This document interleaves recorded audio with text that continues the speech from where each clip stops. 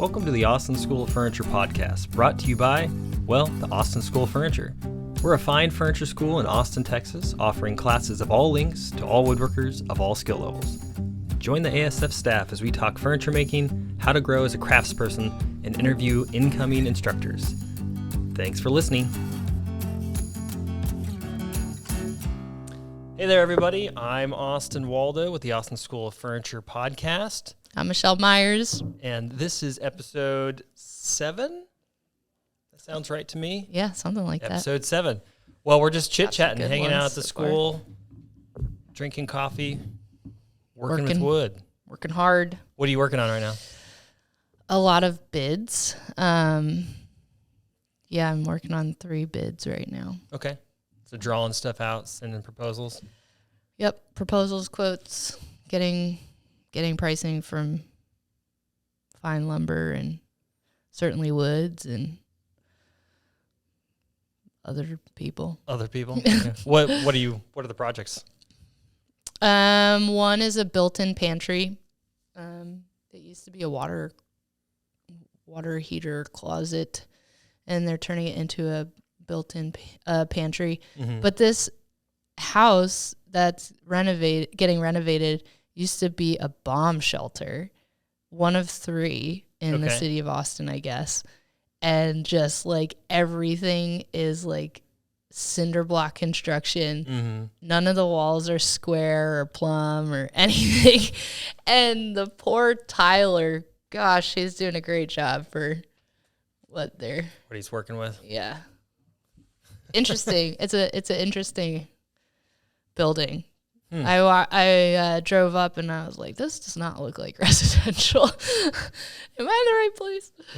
Yeah, I can't imagine how that would be to actually live in a bomb shelter. Doesn't sound very enjoyable. Probably bad cell phone service. Maybe that's what they're going for. You just turn off when you go home. The 5G barrier, right? Yeah. That and what else? A small shelving cabinet for a small bathroom next to a sauna, where I built a sauna door for, and a small veneered coffee table that's going to sit over a round ottoman. So, like, the ottoman will stick out on either side. Okay. And the coffee table will just, like, sit in the middle. Nice. I thought that was a nice design. Yeah, that sounds fun. Mm-hmm. What about you? Sweeping. That's not true. That's not true. I see you cutting things all the time. You were cutting, what were you cutting? So I'm prepping wood for this weekend's class. So we have a finishing class. Catherine awesome. Sullivan's coming down from Dallas to teach that. And we were trying to think of just a fun way to make sample boards. So we're going to work through a bunch of finishes and talk about the science of finishing and how to, pick a finish and application and all that kind of things. But we want students to be able to take something home. So instead of doing a sample board, we're doing a sample barrel. So basically a 6-sided column. It's a really small column. So you've got a board. Different wood species? Could be. Okay. We're basically cutting enough of walnut that you could have a full one all in walnut. And so you can see, all right, here's shellac, here's poly, here's this one, here's that one, and try them all out on one species. And then I've cut a whole bunch of scrap wood in those same dimensions and angles to be able to either make a separate one or substitute, or, if a student really knows they want to try something out on oak, we've got a couple pieces of that. That's fun. Yeah. Are we going to be doing a podcast with Catherine? I think so, yeah. Yeah, that'll be cool. Yeah. I generally try to ask every guest instructor if they'll do a class or do a podcast with us while they're here for a class. So she is a restorer, and so she's actually doing some pretty amazing finishes, both modern and kind of traditional. So I'm excited to learn from her in the class. And that'll be a great class. That's our first finishing class, right? First standalone finishing class. We've always done it as part of a larger class, mainly because I couldn't find an instructor. Yeah. And what I find very interesting is when you are a professional furniture maker, there's usually a period that you experiment with finish, and then you find something you like, and then you stick with it. Yeah. Because anytime I would talk to one of our other teachers, they're like, well, I only do this, and I don't know anything else about that. Yeah, these are my options, and that's it. Yeah. You know, I talked to Phil, and he's like, well, I spray conversion varnish, and not great for a class or your general health. Yeah. And also, he doesn't know anything about, you know, some of the other ones that he hasn't used in a long time. Right. And we don't have a spray booth here either. Yeah. So, yeah, hopefully something I'll have one day. Yeah. I mean, we could probably make one. We've got a good room. I think we would have to totally port it out the back of the warehouse. Oh, yeah, absolutely. Wouldn't be too difficult, but I don't think the landlord would appreciate us cutting a giant hole in the back of the building. Yeah, it also depends on like your filtration of I guess what you're spraying and the filtration of that. Yep. Yeah. Out the back too, I mean. Yeah, I think more likely if we were ever to build a building or had more control over it, we would plan that as part of it so that you can have a separate space for it that's really designed for that. Yeah, that'd be huge. Yeah, and have a really nice space for it. That'd be huge. Yeah. Well, you and I have been working a lot on the Texas Woodworking Festival. Yes, lots of calls, lots of emails, lots of zooming. The zoomies. Zoomification. Calling people about the festival. So I'm excited about it. August 26th and 27th. Yeah. But I was... First year, it's 2 days, right? Yeah. Really doubling the size. I mean, more than doubling the size and the duration and the offerings. So how many square footage are we renting out? So we're at the smallest hall in Palmer Event Center. Yeah. And that is 25,000 square feet. Oh my gosh. Okay. So last year, if for those that are listening or watching, we were at, I'm drawing a blank on the name, Fair Market in East Austin. And that was 10,000 square feet. Oh, okay.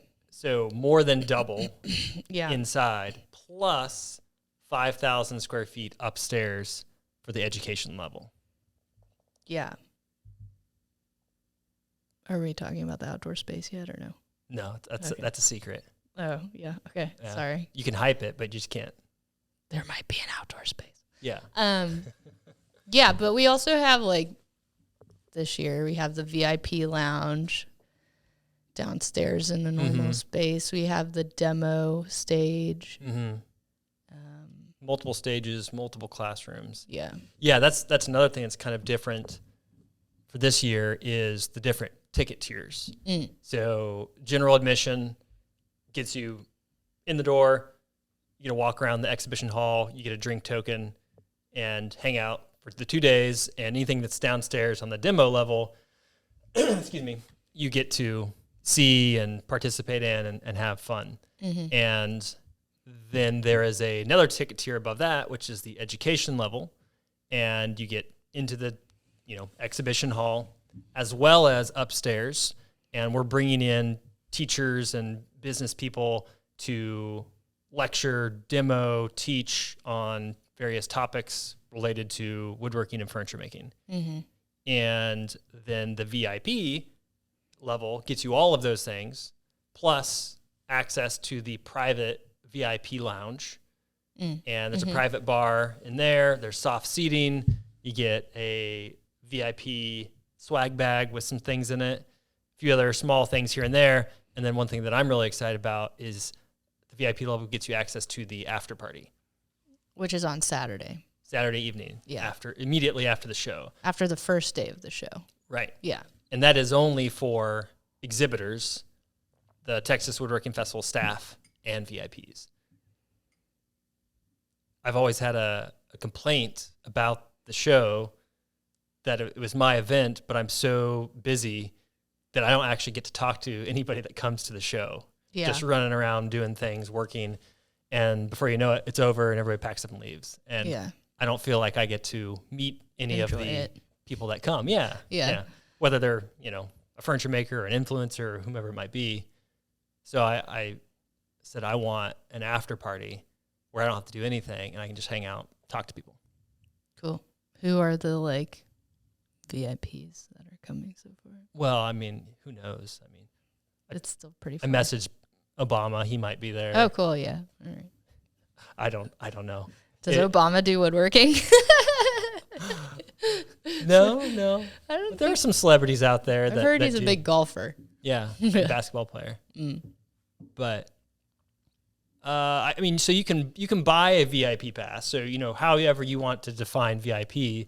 But then we are giving away some VIP tickets to individuals that we just want to come. But I don't necessarily have a list of hype names to throw out at you. But we'll get that later. yeah, there you go.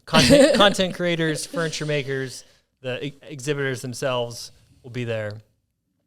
So you can get those tickets, either GA, EDU, or VIP, at the Texas Woodworking Festival.com website. Do we know who yet will be teaching in the educational lounge? Yeah. So we've got a number of different demonstrations set up that are available to see so far on the schedule, and that's Frank Straza, Philip Morley, Andrew Hunter, Mark Maychek, and then I've got several others that I'm talking to right now. So we're trying to get a wide breadth of topics, as well as courses related to, you could call it business of woodworking. Oh, nice. So pricing your work, content creation, videos, things of that nature. So I'm still working on those, and I've got a few individuals I'm talking to about that type of stuff. That'll be nice. Yeah. That's exciting. Yeah. You going to be there? Well, yes. I have a booth. You do? I have a booth. Yeah. Yeah. What are you going to be doing in your booth?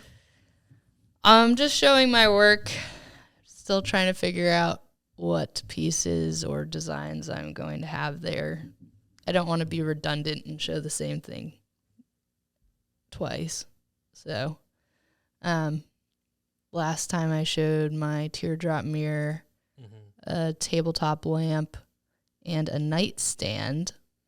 So now I'm debating what would actually look best in a 10 by 10. Yeah.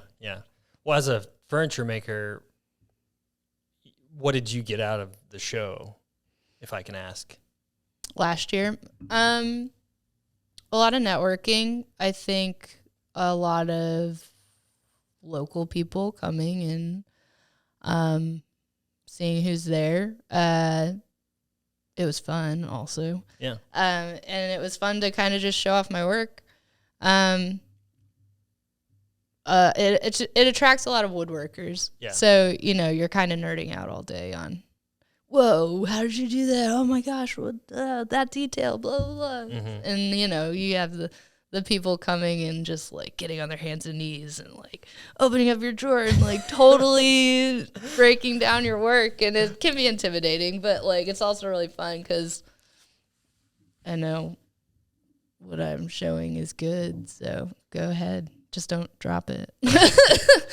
Just don't break it. Yeah. Yeah, totally. And ask if you can touch it first. But it was a lot of that. I mean, I personally didn't sell anything at the show. That's okay though. I don't know. I don't really expect to sell anything at that show particularly, but if I get noticed by some people who maybe keep me in mind for stuff later, that's fine. Yeah.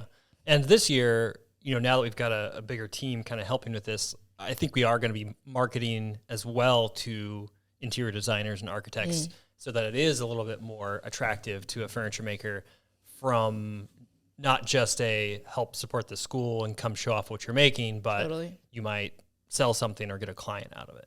Yeah. I actually did have an interior designer reach out to me by looking at the Texas Woodworking Festival website. Oh, from being listed on the website? Yeah. Okay. For being listed as an exhibitor. So you need to get a testimonial of that. Yeah. Well, I didn't actually win the job, but you don't have to say that part. Too much truth.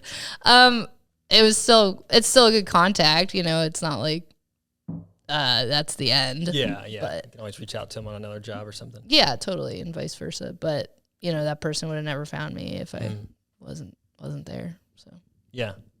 Well, I'm excited about it. I think it's gonna be a lot of fun. It's gonna be big, which is a bit terrifying for me. It's gonna be great. But well, you also hired like a lot more people to help you, so yeah, you're not alone. Before the last festival, I had a full set of hair, and I was so stressed out. I pulled it all out, and it just never came back. Yeah. So I needed some help. This will be the first year that I'm not doing it by myself, which is just that amazing. hair comment is not true for anybody who knows.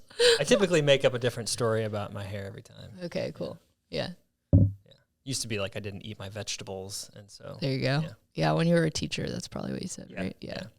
Didn't study English hard enough. What happened to your hair, Mr. Waldo? Yeah, it'll be a lot of fun. It'll be a lot of help to have a staff that's actually going to help me run it, and along with the school staff.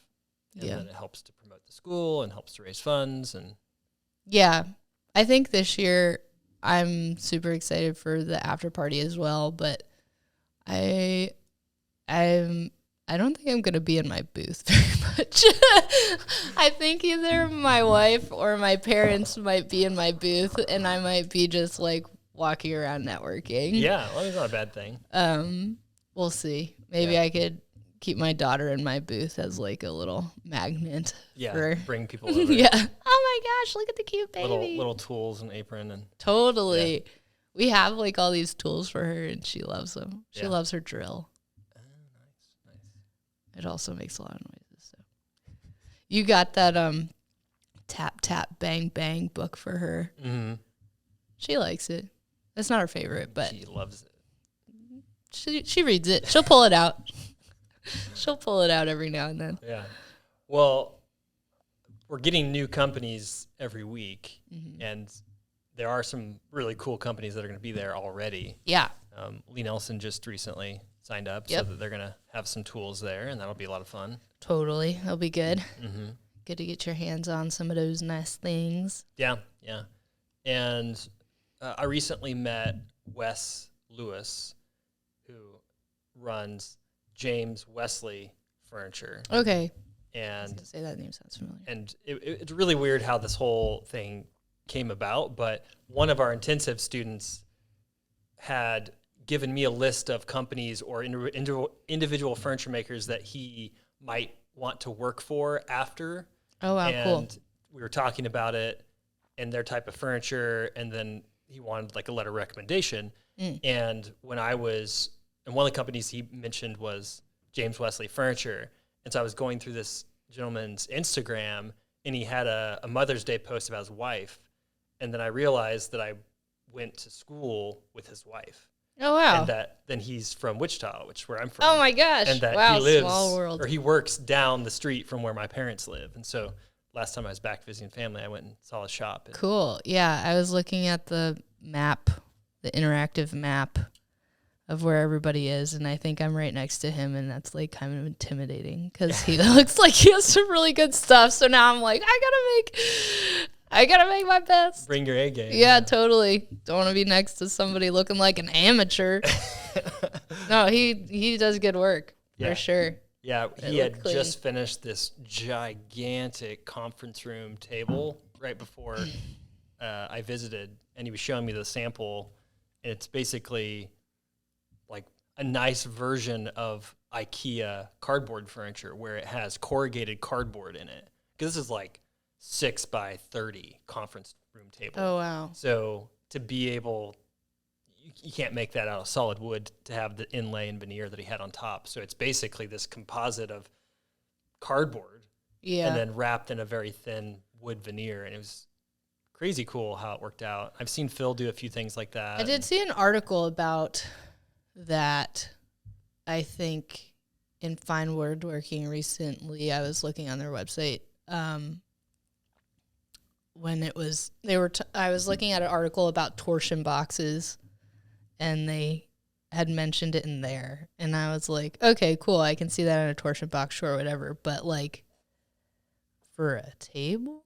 Yeah, I mean, I bet maybe he'll bring the sample and you can check it out. That'd be great. I would love to see that. Wes.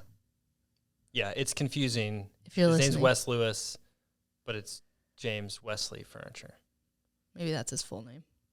I think it's his middle name. Something, yeah. If you're listening, bring a sample, please. I want to see that. Yeah. All right, well, let's take a quick drink refill break, and we'll get back Okay. after these messages. All righty.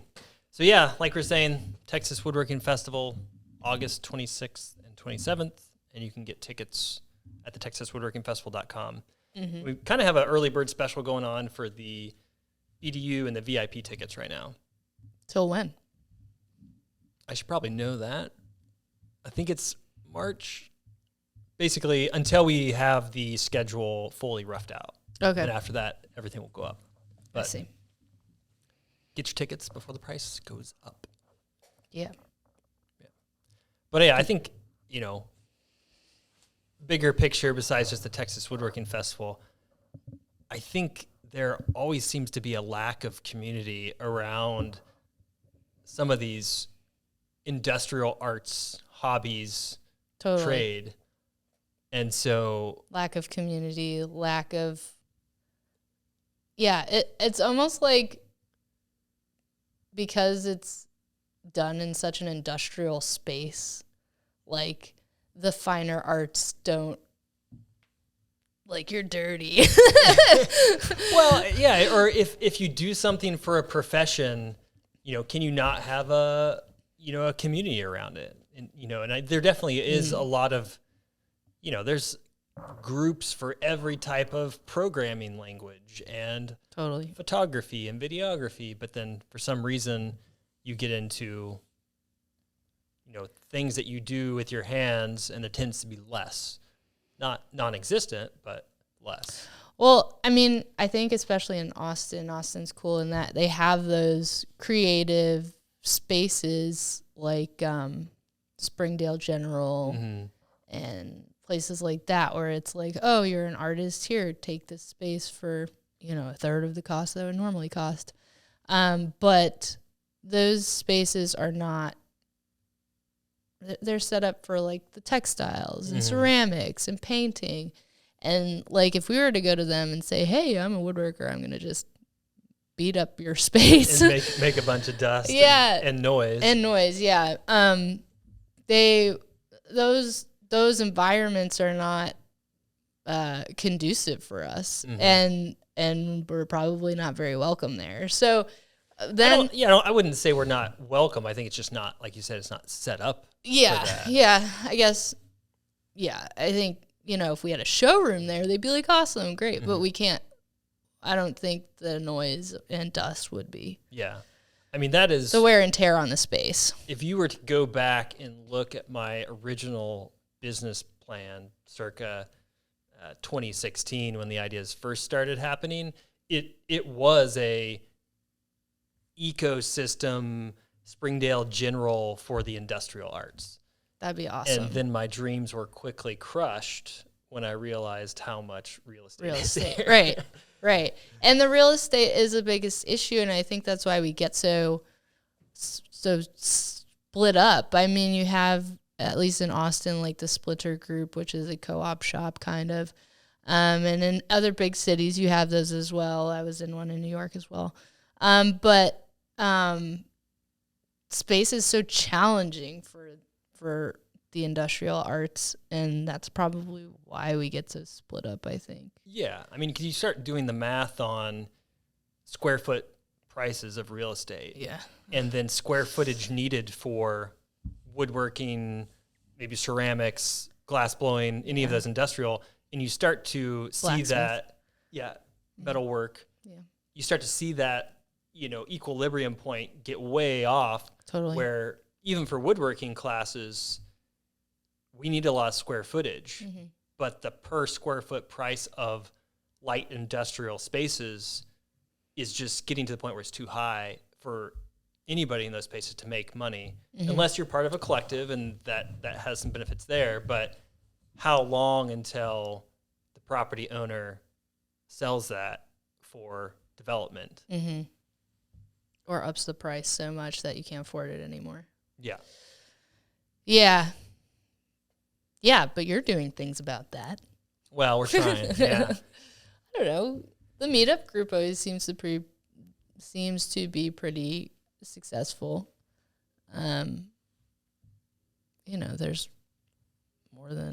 There's like at least 10 people there every time. Yeah. So, well, and I've always had the mentality, whether it's work or your hobby, if you're not actually having fun most of the time, then what's the point? Why do it? And that's not to say that you have to find a job that doesn't ever seem like work. I don't, maybe some people have that, but even for me, where I'm doing what I want to do, you got to sweep floors sometimes. Yeah, it's totally. not super enjoyable, but most of the time I'm enjoying what I'm doing. So if you're in woodworking or you're in something else, you got to find that community to be social and have fun, or just be that type of person that really enjoys your time alone, which some people do. I do. See, I'm a social butterfly. I need people in the shop. No, okay. Michelle knows that yes. she has to give me 15 minutes. I have to walk in and give Austin 15 minutes before you're allowed to start working, because I'm here all day, every day, mostly by myself, unless we have classes going on. Michelle comes to work when she has like a big project going on. So if she just starts woodworking, then I just stand there and stand over me. Can we talk? How's it going? How's life? What's new? Yeah. No, when I first started woodworking, I was already pretty well plugged in with a lot of woodworkers from school. And also I worked for Lee Nielsen and their traveling events. So I'd always get those like social fixes, I guess, in the woodworking environment. And I took it for granted. And, you would get those guys that came to the show at 8 a.m. and stay there till 4 the whole time and just like talk to people because that's what they were craving. And I didn't understand it at the time. I was like, this guy has been here all day and just going up to people, talking to them like, what are you working on now? And later on, when I was doing woodworking more on the side and had a more full-time job, I realized like what those guys were doing. I realized that social fix and that just like nerding out and how, soul filling that was. Yeah. So, and it's interesting because you can meet a complete stranger, and if you happen to have that same hobby or passion, you just start talking the language. And you just speak the same language. We had 2 students that were here taking woodworking classes. Can't remember what the class it was, but never met each other, from different states, and they were both, I don't know what the amateur version of an ornithologist is, but a bird watcher. Oh, okay, okay. Like bird nerds. Yeah, we'll call totally. them. We're wood nerds, and they switched workbenches to be next to each other and just started talking about birds the whole time. And they had apps that listened to the birds and, new friends instantly. And so it's the same thing when I meet somebody that's a woodworker, or I'm riding my bike through some random neighborhood and I hear a planer off in the distance and someone's in their garage. Yeah. It's like, can I walk up to this person's house and say hi? Gotta be careful in Texas.